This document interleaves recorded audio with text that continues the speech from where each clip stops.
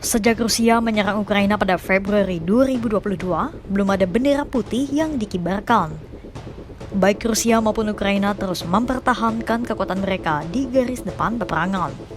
Presiden Rusia Vladimir Putin seolah begitu bersikeras ingin menguasai negara tetangganya Ukraina. Bagi Rusia, Ukraina bukan sekadar negara tetangga. Ukraina menjadi cermin masa lalu, medan perang identitas, dan kunci bagi ambisi kekuasaan Vladimir Putin. Perang Rusia-Ukraina bukan hanya sekadar perebutan tanah. Jadi, seberapa penting Ukraina bagi Rusia hingga Moskwa harus membayar mahal perang 3 tahun ini?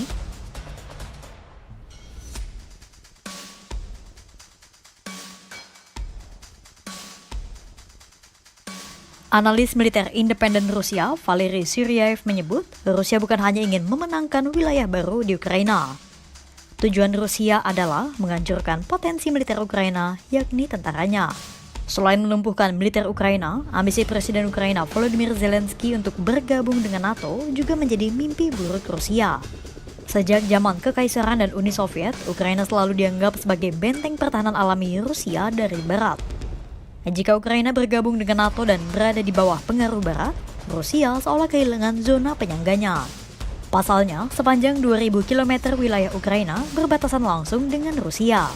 Itulah mengapa selama bertahun-tahun Putin terus mengeluhkan perluasan NATO ke arah timur sebagai ancaman keamanan.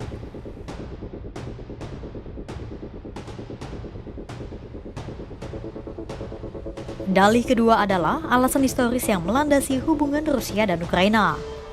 Dalam pidatonya pada 21 Februari 2022, Putin memaparkan pandangannya atas persatuan bangsa Slavia Timur yang ia sebut mengakari di antara Rusia, Ukraina, dan Belarus. Kievan Rus adalah kerajaan kuno yang berdiri pada abad ke-9 di sekitar Kiev atau ibu kota Ukraina saat ini. Kievan Rus dianggap sebagai nenek moyang bangsa Slavia Timur, dan disinilah titik awal penguasa Moskwa pada abad ke-15 membangun narasi bahwa Ukraina adalah tempat lahir Rusia.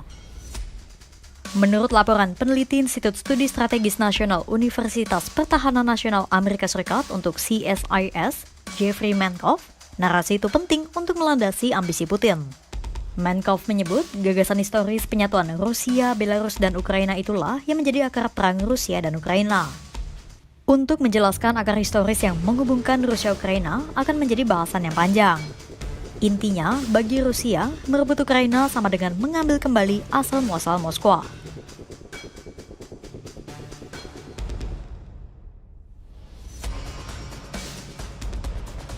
Pada 2014, Presiden Ukraina yang pro-Rusia, yakni Viktor Yanukovych, digulingkan dalam revolusi martabat atau dikenal juga dengan revolusi Euromaidan.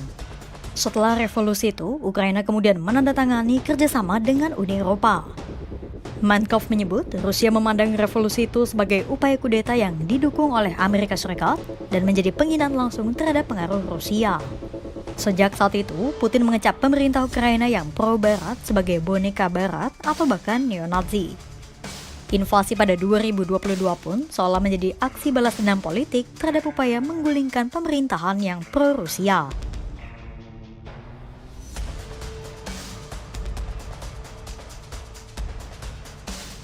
Selain alasan historis dan politik, ada alasan lain yakni potensi sumber daya Ukraina. Sebelum perang pada 2022, sekitar sepertiga gas alam Rusia dikirim ke Eropa melalui pipa gas yang melintasi Ukraina. Ukraina mendapatkan miliaran dolar dari biaya transit gas Rusia ini. Itulah mengapa Rusia berusaha mengurangi ketergantungan pada pipa gas Ukraina dengan membangun proyek alternatif seperti Nord Stream 2. Selain itu, Ukraina juga memiliki cadangan mineral dan energi yang besar seperti batu bara, gas alam, uranium, biji besi, mangan, dan litium. Ukraina juga memiliki 10 pembangkit listrik tenaga nuklir aktif, salah satunya PLTN Zaporizhia, pembangkit listrik nuklir terbesar di Eropa yang telah dikuasai Rusia pada awal perang. Lalu, bagaimana dengan situasi terkini di palagan perang Rusia dan Ukraina?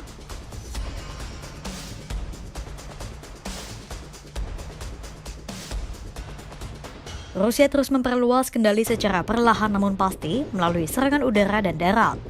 Sesuai laporan The New York Times pada 19 Juli 2025, Rusia telah menguasai lebih dari 2/3 medan perang utama di Donetsk, Ukraina. Rusia juga membentuk kantong pertahanan sedalam 16 km di sekitar pasukan Ukraina. Rusia juga memasuki wilayah Dnipropetrovsk untuk kali pertama dalam 3 tahun peperangan. Rusia menggunakan taktik dan strategi baru dengan meluncurkan drone dan rudal secara masif, kemudian menyerang garis musuh dengan serangan darat yang gencar. Bahkan pada 8 Juli 2025, Rusia telah meluncurkan 728 drone umpan dan peledak dalam satu hari. Itu adalah serangan udara terbesar yang pernah Rusia lancarkan dalam satu kali serangan. Serangan-serangan Rusia itu telah membuat Moskwa meraih keuntungan teritorial terbesar pada tahun 2025. Kelompok Deep State melaporkan Rusia telah memperoleh lebih dari 214 mil persegi wilayah Ukraina pada Juni 2025 atau naik 173 mil persegi dari bulan Mei 2025. 3 tahun sudah perang berlangsung, namun tak ada tanda-tanda damai akan datang. Perang Rusia-Ukraina bukan hanya tentang tanah dan kekuasaan, tetapi juga tentang sejarah, identitas, dan geopolitik global. Bagi Putin, Ukraina adalah cermin masa lalu dan kunci bagi masa depan Rusia. Sementara bagi Ukraina, ini adalah perjuangan hidup dan mati untuk menentukan arah negeri sendiri. Dunia terbelah, dipaksa memilih di antara dua kubu. Satu, Ukraina berusaha bertahan dan Rusia terus maju dengan segala cara. Dan di tengah deru rudal, runtuhnya kota, dan jutaan nyawa terusik, pertanyaannya masih sama. Akankah perang ini berakhir atau justru membuka lembar baru konflik yang lebih besar? Pantau terus perkembangannya hanya di kanal YouTube Kompas.com.